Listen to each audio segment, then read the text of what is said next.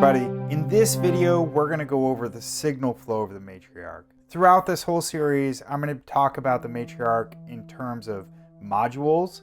I think that's a great way to think about it, and because it interacts with Eurorack so well, that's going to be an overarching theme of this whole tutorial. As you can see, the modules are pretty well identified in their own little boxes and colors, and the signal flow largely just goes left to right. The yellow here, we have our sequencer or arpeggiator. This is going to send signals in along with the keyboard, and that is going to go directly to our oscillators. These are our sound sources. There's 4 of them that can act independently. There's also a hidden noise generator. All of the signals from those are sent to our mixer, where you can independently control their output. The 4 oscillators here and the noise here. From there, our signal goes into the filters. Now, before we go any further, let's also talk about there's modulation. There are 2 modulation sections. Over here, you have an LFO with different waveforms, and that can interact with the cutoff of the filter, as well as pulse width here and the pitch here. Also, the envelope could interact with the filter as well.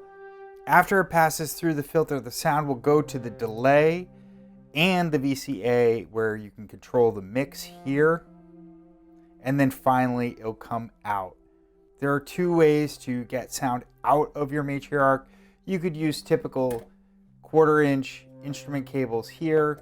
It accepts tip sleeve or tip ring sleeve. It doesn't matter, it accepts both. You could also use 2 outputs on the back to send signals out into Eurorack. The signals coming out of those patch points will be significantly hotter than the line level signals with these instrument cables.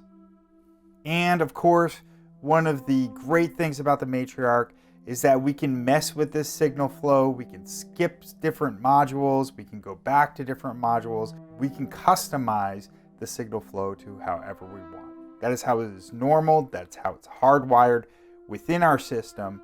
In the next video, we're going to talk about our controls. We'll go through the keyboard and the transport functions, as well as the arpeggiator and the sequencer. Thanks so much for watching. Make sure you like and subscribe. I'll see you next time.